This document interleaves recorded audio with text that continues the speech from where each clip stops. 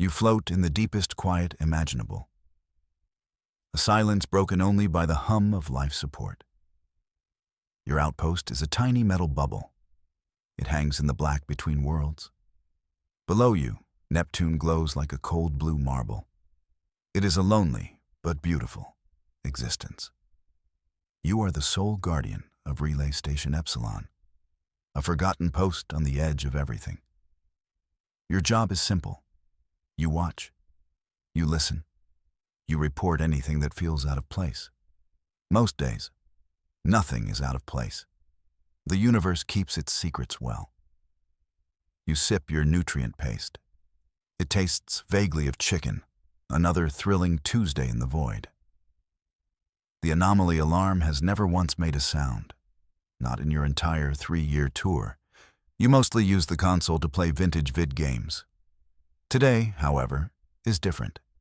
A soft chime echoes through the command module. It is a gentle sound, almost polite. You nearly choke on your chicken-flavored paste. You stare at the main screen. Your game of Galactic Marauder is gone, replaced by a single, cascading waveform. It is elegant. It is impossible. There are no known signals on this frequency. Nothing should be out here but ice and dust. And you, of course. Your training kicks in after a moment of pure shock. You run a diagnostic on the system. Everything checks out perfectly. The signal is real. It is not an equipment ghost. It is broadcasting from somewhere beyond Neptune. Deep in the cold dark of the Oort cloud, your fingers fly across the console. You try to triangulate the source. But the signal is strange. It seems to come from everywhere at once. It pulses with a steady, rhythmic beat, like a cosmic heartbeat. You lean closer, mesmerized by the display. The signal feels warm, welcoming. It is a ridiculous thought, but you cannot shake it. You open a channel to command. The protocols are clear. Unidentified signals require immediate reporting. You clear your throat, ready to sound professional, ready to be the calm voice of reason. Epsilon Station to Fleet Command. Come in command. The line crackles with static. No response. You try again, boosting the power. Epsilon Station reporting an anomalous signal. Origin unknown. Requesting immediate... The line goes dead. Not static this time. Just nothing. A profound and sudden silence. A silence that is far more terrifying than the strange new sound. It feels like the universe just held its breath. And you are at the center of it all.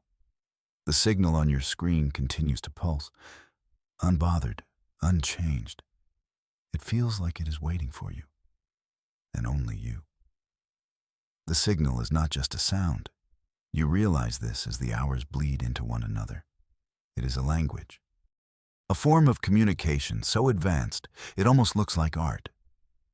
The waveform shifts and changes. It forms intricate patterns on your screen. They look like star charts, but not any star charts you have ever seen. You pull up the standard map of the local cluster. You try to find a match. Nothing. It is like looking at a map of a completely different sky. A sky filled with unknown suns and unfamiliar constellations. You feel a thrill of discovery, mixed with a healthy dose of mortal terror. This is the moment humanity has waited for. The proof that we are not alone. And it arrived at your forgotten little station. You work feverishly, forgetting to eat or sleep. The chicken paste can wait. The signal seems to respond to your efforts. It slows down, repeating certain patterns, as if it knows you are trying to understand. It is a teacher, guiding you through its complexities. You isolate a small segment of the transmission, a repeating loop of symbols and tones. It feels like a key, a primer for the rest of the message. You feed it into the translation matrix.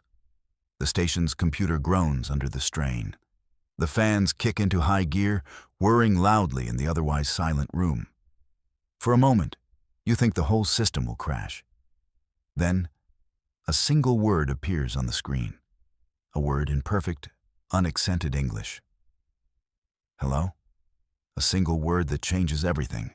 It is followed by another, and another. Soon, entire sentences are flowing across your screen. They are not just words. They are concepts, ideas. The signal is a package of information, a data burst of incredible density. It contains star science, biology, history, the accumulated knowledge of a civilization far older than your own. It is the greatest treasure imaginable, a gift from the stars. But why send it here? Why send it to you? The message contains a map, a three-dimensional chart of a nearby star system. Ceti, a sun not so different from your own. The map resolves into a single point, a planet orbiting within the habitable zone. The signal is an invitation, a key to a door you never knew existed. You stare at the decoded message. The map to Ceti burns in your mind. This is too big for you to handle alone. Protocol demands that you inform command, but your comms are still dead. A cold knot of dread forms in your stomach. Was that intentional? Did the signal cut you off from the rest of humanity? You look back at the screen. The message feels peaceful, benevolent. There is no hint of aggression, no threat, just an offering. You make a decision, a choice that will undoubtedly end your career, or change the course of human history. You initiate the only protocol left to you, the one you were told you would never use. First Contact Protocol. Designation, Aurora. You enter your command codes. You press the final, fateful button, and then you wait. The station's lights dim for a moment. Power is rerouted to the deep space transmitter. A powerful beam of energy shoots out from your tiny outpost. A message of peace and greeting, directed towards the source of the mysterious signal. For a long moment, nothing happens. The silence returns, deeper and more profound than before. You start to think you have made a terrible mistake. You have just shouted into the void, announcing your presence to an unknown power, a power that could be anything. A shiver runs down your spine. You are truly alone out here, more alone than any human has ever been. Your screen is blank. The beautiful, cascading waveform is gone. The silence from your own system is now the most unnerving thing you have ever experienced. It is the quiet of a machine holding its breath, waiting for a command that has already been given. You check the system logs. Protocol Aurora is active. The station's automated defense systems are on high alert. The long-range sensors are scanning the darkness, searching for any sign of a response. But there is nothing, just the endless black. The minutes stretch into an hour. The silence becomes a physical presence in the room. You can feel it pressing in on you. You begin to second-guess your decision. Maybe the signal was just a natural phenomenon, a cosmic fluke that your systems misinterpreted. Maybe you have just sent a beacon to an empty sky, a message in a bottle thrown into a lifeless ocean. You feel a wave of disappointment wash over you, followed by a surge of professional dread. You are going to be the laughingstock of the fleet. The commander who cried alien. It's a classic rookie mistake. Except you are not a rookie. You are about to abort the protocol, to erase the logs, pretend this never happened. When a new light appears on your screen, it is not the complex waveform from before. It is a simple text prompt, a cursor blinking patiently, as if waiting for you to speak. You stare at it, your heart pounding in your chest. The system is active. It is waiting for input. The giants have woken up. They are just being very quiet about it. It is the kind of quiet that precedes a storm or a revelation. Your hands hover over the keyboard. What do you say? What is the first word humanity speaks to another star-born race? You take a deep breath. You type a single word. The same word they sent to you. Hello? The blinking cursor disappears. The screen remains blank for another agonizing minute. You wonder if you passed the test or failed miserably. Then, a voice fills the command module. It is not coming from the speakers. It seems to resonate directly inside your mind. It is calm, ancient, impossibly powerful. Yet, it is not threatening. It is a voice that has seen the birth and death of stars, a voice that has witnessed the sweep of cosmic time. Your light is small, the voice says. The words are English. But the tone is something else entirely. It carries the weight of millennia, but it shines brightly in the great dark. The voice is neither male nor female. It is a chorus of 1,000 voices speaking as one, a harmonious chord of thought and intention. We are the elder ones, the voice continues. The comma is there in your mind. A deliberate pause to let the name settle. We have waited long for another spark to ignite. You are speechless. Your mind struggles to comprehend what is happening. An ancient alien consciousness is speaking to you, directly into your thoughts. It is a level of technology you cannot even begin to fathom. You are afraid. The elder ones state. It is not a question. It is a simple observation. Your fear is understandable. The universe is vast and full of peril. You cannot deny it. You are terrified, but you are also filled with a sense of wonder that eclipses the fear. You are part of the single most important moment in human history, and you are having a conversation with beings who might as well be gods. You manage to form a coherent thought, a question that burns in your mind. Who are you? You project back, hoping they can hear your thoughts as clearly as you can hear theirs. We are the memory of a dying star, the voice replies. We are the last echo of a great song. The voice of the elder ones fills your mind again. It is a voice tinged with a profound sadness, a sorrow that echoes across the ages. We are not conquerors, they say.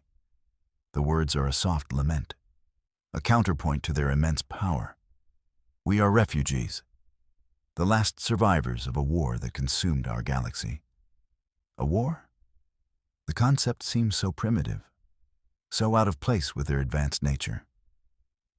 You try to imagine a conflict on such a scale, a war that could threaten a species that speaks across the stars. It is a chilling thought. Our enemy is a force of nature, the voice explains, a storm that consumes all light and life. We call them the World Eaters. The name sends a fresh wave of fear through you. It is a name that needs no translation. For 1,000 generations, we fought them. The elder ones continue. Their mental voice is heavy with the memory of loss. We built great fleets. We forged weapons from the hearts of suns. But the swarm is relentless. It cannot be reasoned with. It cannot be stopped. It can only be endured. You see flashes of images in your mind. Not pictures, but feelings. Impressions of vast armadas clashing in swirling nebulas, of planets turned to dust, of stars flickering and dying like candles in a gale. The sheer scale of the conflict is overwhelming. It is a war that has lasted for eons, a struggle for the very soul of the cosmos. We are all that is left, the voice concludes. A handful of ships, a memory of what was. We are running out of time. The swarm follows us. It will be here soon. The sense of urgency is palpable, a desperate plea from a dying civilization. They are not here to threaten humanity. They are here to warn you, to give you a fighting chance. Why us? You project back. What can we do? We are a young race. We have only just begun to explore our own star system. Your technology is laughable compared to theirs. Your greatest warships would be like toys against an enemy that consumes galaxies. You are young, the elder ones agree. But you are not broken. Your light is new. Your spirit is strong. You have something we have lost. Hope. The word resonates in your mind. It is a strange concept to hear from such ancient beings. Hope. The one thing that has driven humanity forward. The fuel for its relentless climb from the mud to the stars. The swarm is drawn to life, the voice explains. It will find you, just as it found us. We cannot stop it from coming, but we can give you the means to survive. This is the reason for their long journey, the purpose behind the mysterious signal. They have crossed the unimaginable gulf between stars, not for conquest, not for refuge, but to pass on a legacy, a final gift from a dying race to a new one. We do not have much time, the elder ones repeat. Their voice is fading slightly, as if the act of communication is a great strain. The vanguard of the world eaters will reach this system in a matter of cycles. You must be ready. You are no longer just a listener. You are a participant in a galactic drama that has been playing out for millions of years, and your species has just been handed a starring role, without even auditioning. You feel like you should have at least gotten a new headshot for this. The elder ones sense your flicker of strange humor. A faint whisper of amusement enters their chorus of voices. Your kind has a curious strength, an ability to find lightness in the dark. It is a rare quality. Then the tone shifts back to solemn purpose. We offer you our greatest treasure, the sum of all our knowledge, the history of our people, the secrets of our technology. It is all contained within a single object. The mental image they project is breathtaking. A crystal that seems to be made of pure light. It pulses with an inner energy, shifting through 1,000 different colors. It is beautiful, and it radiates a power that you can feel even through the mental projection. We call it the crystal key, the voice says. It is the heart of our civilization. They want to give you everything.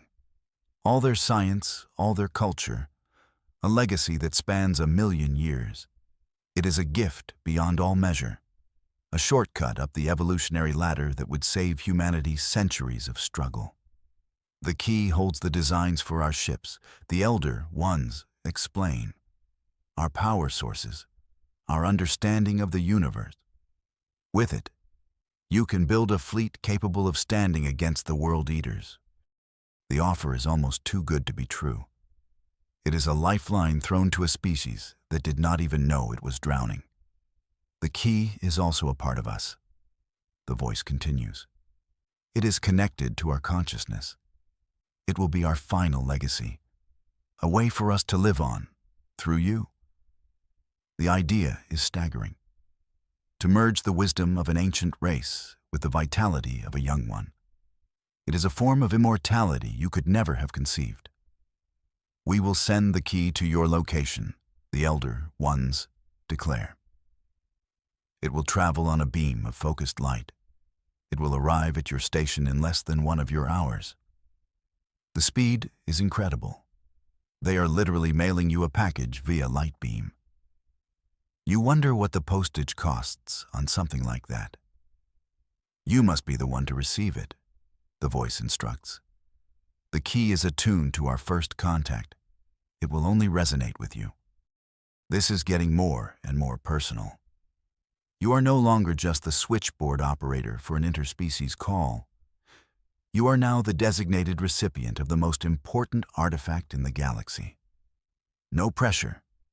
You feel a sudden and intense need for a very strong cup of coffee. Or maybe something a bit stronger. Prepare yourself, the Elder Ones advise. Their voice begins to fade again. The connection is weakening. The future of your species and the memory of ours rests with you. The final words hang in the silence of your mind. The weight of them is immense. You are the chosen one, the bridge between two worlds. You look at your console. Your hands are trembling slightly. The fate of humanity is in your hands. And it all started with a strange signal and a bad taste of chicken-flavored paste. The universe, it seems, has a very strange sense of humor. You just hope you are in on the joke. The comms crackle back to life with a jolt. A stern, angry voice fills the command module. It is Admiral Thorne, the head of Fleet Command, and he sounds less than pleased. Relay Station Epsilon, what in the blazes is going on out there? His voice is pure gravel and authority. We lost contact with you for over 2 hours. You trigger a first contact protocol without authorization? You'd better have a damn good explanation, Commander. You wince. This is not going to be an easy conversation. You try to explain the situation. The signal, the Elder Ones, the crystal key. You know how it sounds. You sound completely insane. And the Admiral's response confirms it. Aliens? A crystal key? A swarm of world eaters? Thorne's voice drips with sarcasm and disbelief. Have you been hitting the medicinal brandy, Commander? We have run a deep space scan. There is nothing out there. No ships, no signals. Just you, and a whole lot of empty space. Command sees nothing. Of course they don't. The Elder Ones are on a level of technology that is probably invisible to human sensors. They are ghosts in the machine. Sir, with all due respect, you begin, trying to keep your voice steady. The signal was real. The communication was real. They are sending something to my position, a device of incredible importance. You can practically hear the Admiral rolling his eyes across the solar system. Let me be perfectly clear, Thorne says, his voice dropping to a low and dangerous tone. You will stand down.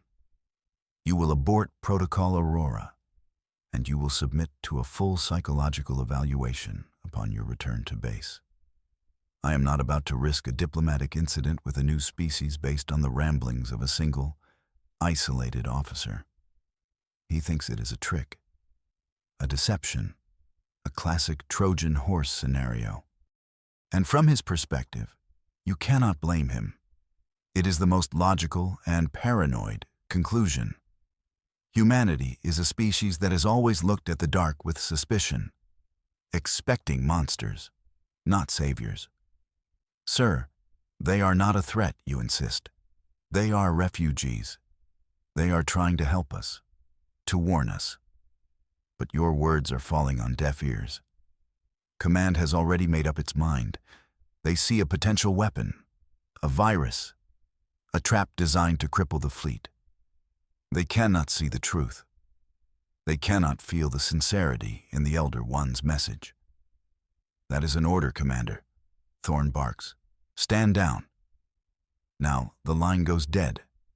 He has cut you off, leaving you alone once more with your conviction, and the knowledge that a gift of unimaginable value is hurtling towards you on a beam of light, a gift that your leaders want you to reject.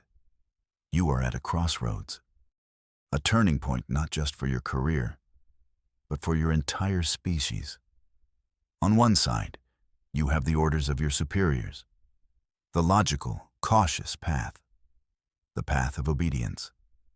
On the other, you have the word of an ancient alien race, a desperate plea for help, and a gut feeling that you cannot ignore.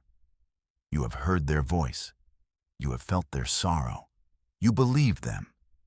It is a belief that goes against all your training, all your indoctrination. But it is a belief that feels more real than anything you have ever known. You look at the timer on your console. The crystal key will arrive in less than 30 minutes. You have to make a choice. You close your eyes. You replay the conversation with the Elder Ones. Their voice, a chorus of 1,000 souls. Their sadness, a vast ocean of loss. Their hope, a single flickering candle in an endless night. Can a lie feel so real? Can a deception carry such emotional weight? You do not think so. You open your eyes. Your decision is made. You will disobey your orders. You will accept the gift. You will place your faith not in the cautious paranoia of your own kind, but in the desperate sincerity of another. It is an act of rebellion, an act of treason. But you know, with every fiber of your being, that it is the right thing to do. You are not just a soldier. You are a bridge. And it is time to bear the weight. You send a single, terse message back to Fleet Command. Negative, Admiral. I will not stand down. Epsilon out. You then sever the connection yourself. You are officially a rogue agent, a mutineer. The consequences will be severe, but you will face them after you have saved the world. You turn your attention back to the task at hand, preparing the station's receiving bay for the arrival of the crystal key. You feel a strange sense of calm settle over you. The fear is gone, replaced by a steely resolve. You are the only one who can do this, the only one who understands the stakes. You are humanity's last, best hope, even if they do not know it yet. A small, defiant smile plays on your lips. This is going to be one heck of a story to tell your grandkids, assuming the World Eaters do not eat them first. You are making final adjustments to the receiving bay, a high-energy containment field designed to handle exotic materials. It is usually used for collecting micrometeorites. Today, it will be catching a gift from the gods. As you work, a new alarm blares through the station. It is the long-range sensor alert. Your head snaps up. You rush back to the command module. Your heart hammers against your ribs. Are they here already? The Elder Ones? But the display shows something else. Something that chills you to the bone. A new fleet has just appeared on the edge of the system. And it is not the faint, ghostly signature of the Elder Ones. This is a massive, solid presence. A fleet of thousands of ships. And they are moving fast, very fast. They are not broadcasting any signals. No greetings, no warnings. They move with a silent, deadly purpose. A single-mindedness that is terrifying to behold. You run a profile scan. The ship designs match nothing in any known database. They are alien, hostile, and they are heading directly for the inner solar system. For Earth, this is not a first contact scenario. This is an invasion force. You feel a cold dread creep up your spine. This must be them, the World Eaters, the ancient enemy of the Elder Ones. They are here, just as promised, and humanity is completely unaware of the doom that is racing towards them. You try to warn Fleet Command, to tell them that the threat is real, that this is not a drill. But your comms are still offline. You are isolated, a lone voice in the wilderness, crying out a warning that no one can hear. You watch in horror as the enemy fleet closes the distance. They move with an unnatural speed, a velocity that should be impossible according to known physics. They are tearing through the solar system like a hot knife through butter. They will reach Mars in a matter of hours, Earth in a day. Your species is on the brink of annihilation, and you are the only one who knows it.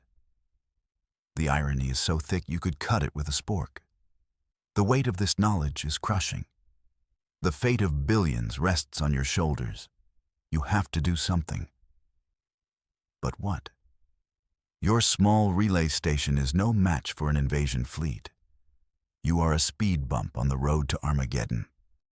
Then, you remember the crystal key, the gift from the Elder Ones, the knowledge and technology of a race that has fought the World Eaters for millennia. It is your only hope, your only weapon.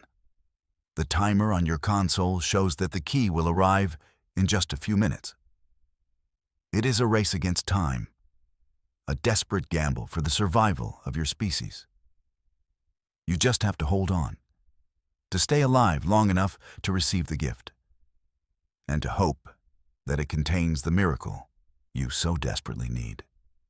The enemy fleet is a swarm, a living tide of darkness that blots out the stars. As they move closer, your sensors begin to resolve individual ships. They are not sleek or elegant. They are brutalist wedges of dark metal, pockmarked and scarred from 1,000 battles. They are weapons of war, pure and simple. They seem to absorb light, making them appear like holes in the fabric of space. You get the sense that they are not just ships. They are predators, sharks cruising the cosmic ocean. And they have just scented blood in the water. Your blood. Humanity's blood. Their methodology is terrifyingly efficient. The vanguard of the swarm reaches the outer planets. They do not stop to conquer. They do not land troops. They simply feed. Enormous energy beams lance out from the lead ships. They strike the gas giants, Jupiter, Saturn. They are not attacking the planets themselves. They are siphoning energy directly from the gas giants' cores. Your sensors show the planets shrinking, their vibrant colors fading. They are being drained like batteries. This is what the Elder Ones meant. They are not just world conquerors. They are world eaters. They consume the very essence of a star system, leaving nothing but cold, dead husks in their wake. You watch in stunned silence as they move through the system, a plague of locusts on a cosmic scale. They are not just destroying planets. They are erasing them from existence, wiping them clean from the celestial slate. You imagine them doing the same to Earth, draining the oceans, consuming the atmosphere, turning your beautiful blue marble into a gray, lifeless rock. The thought fills you with a primal rage, a righteous fury that burns away your fear. These monsters will not have your home. You will not let them, even if it costs you your life. You have to give humanity a chance to fight back, even a slim one. Your eyes are glued to the timer. The crystal key is your only prayer. It represents a hope that feels almost insane in the face of such overwhelming destruction. The enemy fleet is still hours away from Earth, but they are getting closer with every passing second. You have a small window of opportunity, a chance to turn the tide, to give humanity the weapons it needs to defend itself. The responsibility is immense. It is a burden that would crush a lesser person. But you are a commander of the fleet. You are a guardian of humanity. You will not break. You will not falter. You will hold the line.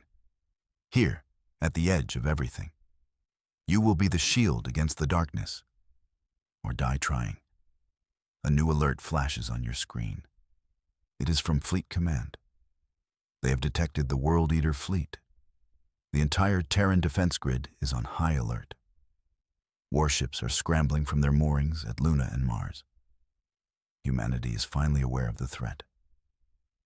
But it is too little. Too late.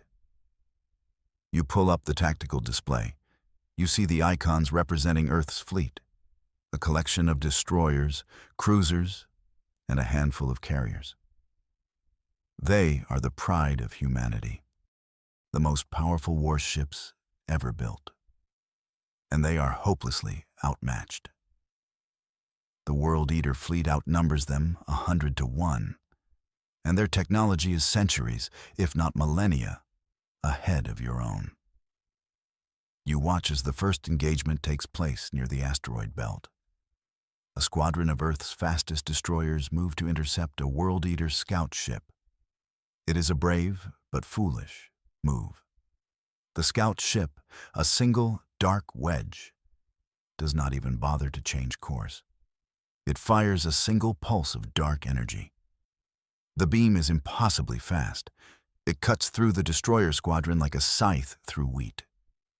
4 ships are vaporized in an instant. No explosions, no debris. They are simply gone, erased from existence. Your blood runs cold.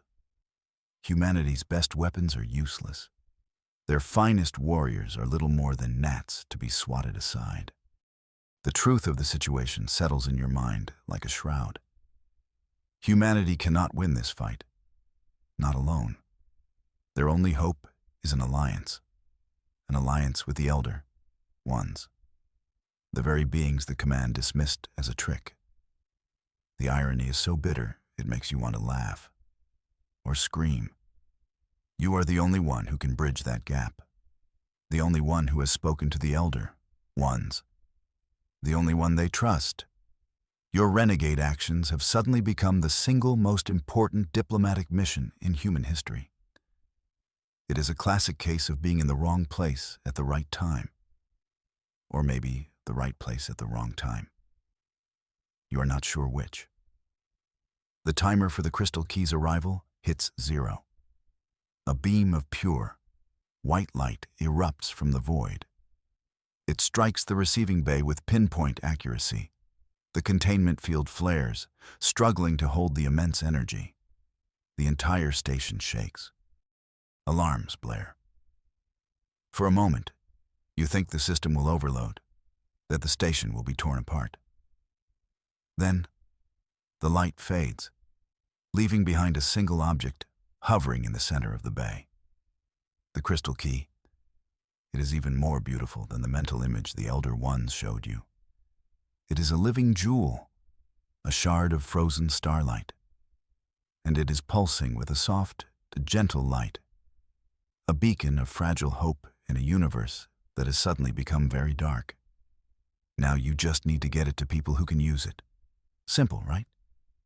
You stand before the Crystal Key. It hums with a silent power, a power that calls to something deep inside you. You remember the words of the Elder Ones. It will only resonate with you. You reach out your hand. Your fingers tremble slightly as they approach the glowing surface. The moment your skin touches the crystal, the universe explodes. Not in fire and fury, but in a silent, blinding flash of light. Your mind is flooded with images, sounds, sensations. You are seeing the history of the Elder Ones.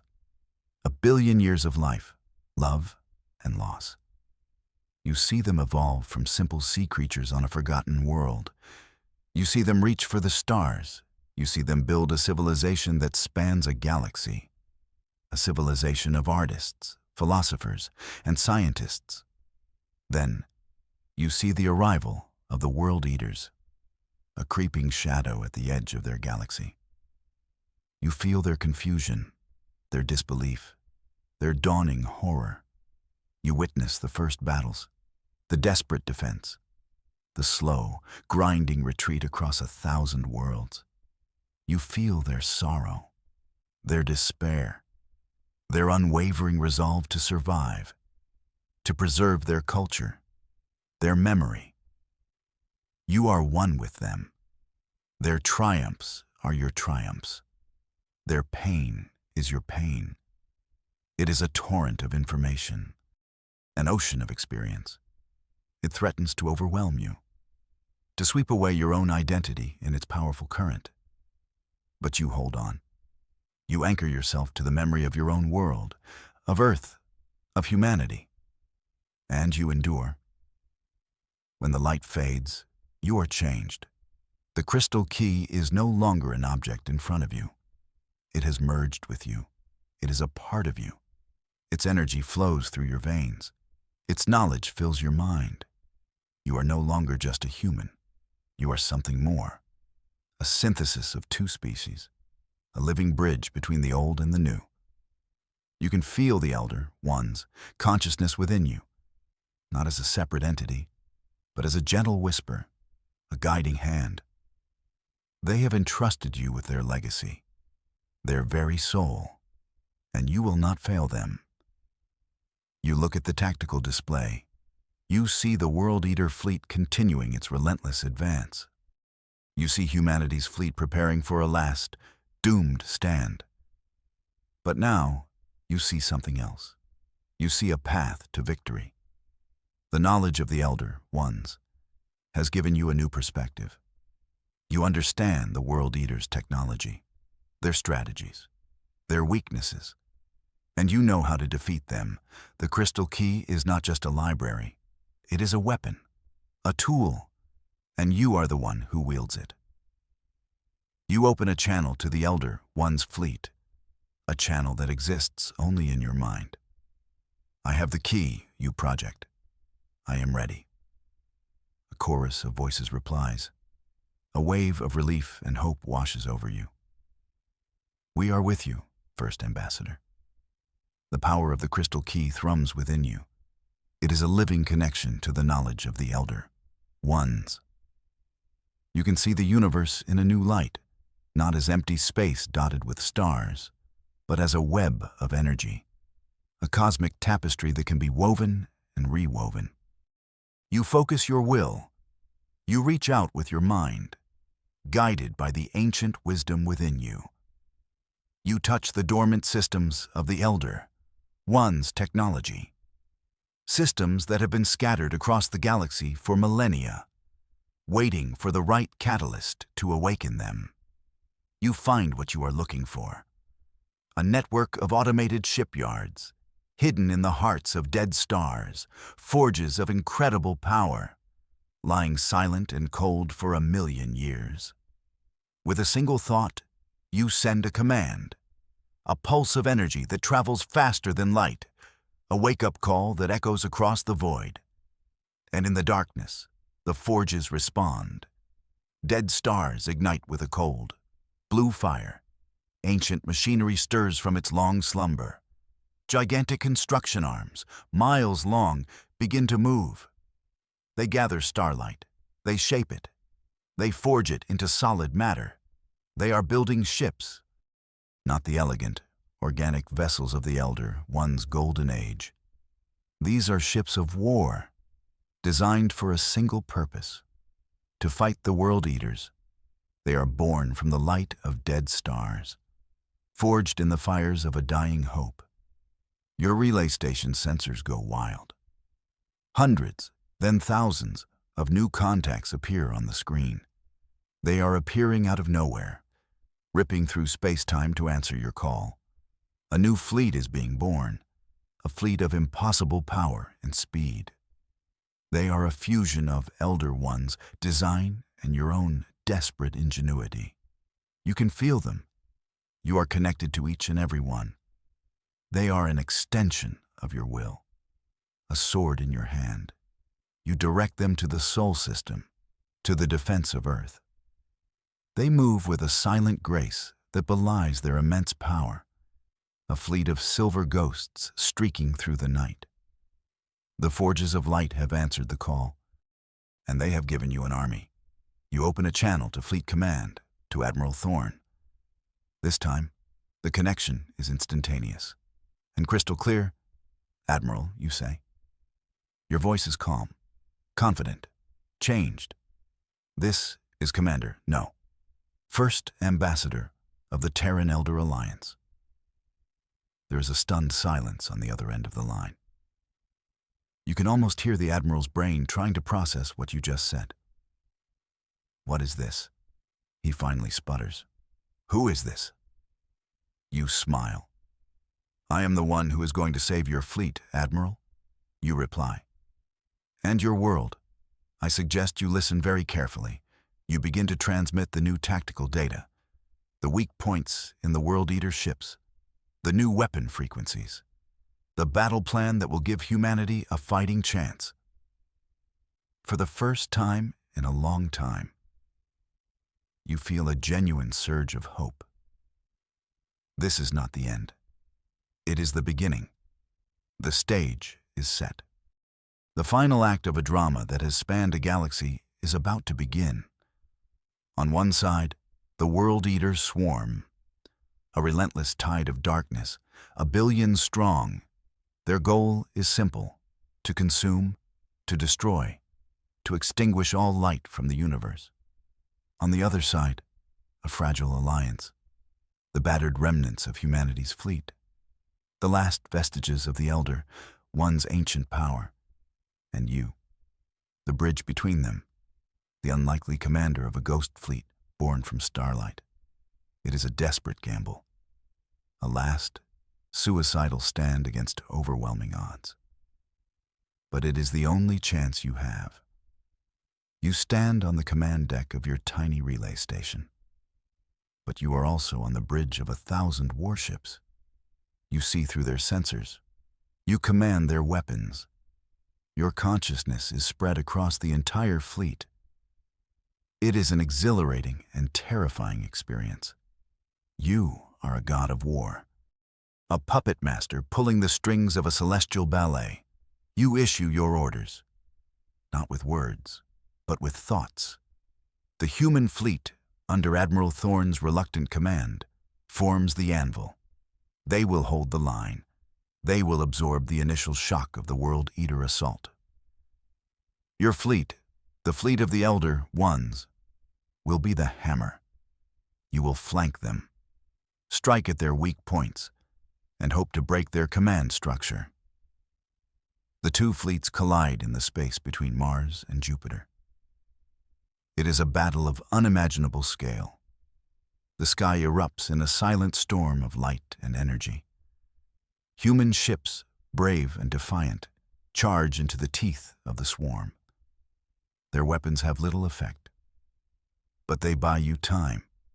They draw the enemy's attention. They are a sacrifice, a noble, terrible sacrifice, and you will not let it be in vain. You feel a pang of sorrow for every ship that is lost, every life that is extinguished. But you push the grief aside. You cannot afford to feel. Not now. You are a weapon, and weapons do not feel. You command your ghost fleet with a surgeon's precision. You strike at the heart of the swarm, at the command ships, the massive behemoths that coordinate the attack. Your weapons, forged from starlight and ancient knowledge, are devastatingly effective. They slice through the World Eater's hulls like paper. You are a whirlwind of destruction, a storm of righteous fury. The swarm is confused. They have never faced an enemy like this, an enemy that can match their power, their speed, their ruthlessness. For the first time in 1,000,000 years, the World Eaters feel something they have never known: fear. The tide of the battle begins to turn. The swarm's advance falters. Their coordinated attack breaks down into chaos. They are a headless beast, still dangerous, but no longer invincible. Admiral Thorne, seeing his chance, presses the attack. The human fleet, what is left of it, fights with the fury of a cornered animal. They have seen a glimmer of hope, and they will fight to the last man to keep it alive. This is humanity's finest hour, a moment of courage and sacrifice that will be sung about for 1,000 years. And you are the conductor of this magnificent, terrible symphony. You have one final move to make, one last gambit to end this war. You gather all your strength, all the power of the crystal key, and you prepare to strike the final blow. The swarm is broken, shattered. The remnants of their once mighty fleet are in full retreat. They flee into the darkness of deep space, hounded every step of the way by your ghost ships. The battle is won. But the cost has been high. The human fleet is decimated. Half of their ships are gone. Thousands of lives have been lost. But they have held the line. They have saved their world. A new dawn is breaking over the solar system. A dawn that was paid for in blood and sacrifice. You watch as the sun rises over the curve of the earth. A beautiful blue marble that is still safe, still alive, and you allow yourself to feel again. The grief, the relief, the exhaustion, and a profound sense of peace. You have done it. You have saved them. Both of them. Humanity has a future, and the elder ones have a legacy. Their memory will live on, not just in the crystal that is now a part of you, but in the alliance that has been forged in the fires of war. A new era has begun, an era of cooperation, of shared knowledge, of a common destiny. You are no longer just a commander or an ambassador. You are the living symbol of this new union. The first child of two great civilizations, the link between their past and their future. It is a heavy burden, but also a great honor. Admiral Thorne's voice comes over the comms. It is quiet, humble, filled with a new respect. "First Ambassador," he says, "we owe you everything. You have saved us all." You smile a weary smile. "We saved each other, Admiral," you reply. This was a shared victory. You look out at the stars, the endless ocean of possibilities. The war's over, for now. But the universe is still a vast and dangerous place. There will be other threats, other challenges, but humanity will not face them alone. They have new friends, new allies, and a new hope. Your work is just beginning. You are the first ambassador, the first bridge, and you have a galaxy to explore. Together, a shared dawn is breaking, and it is beautiful.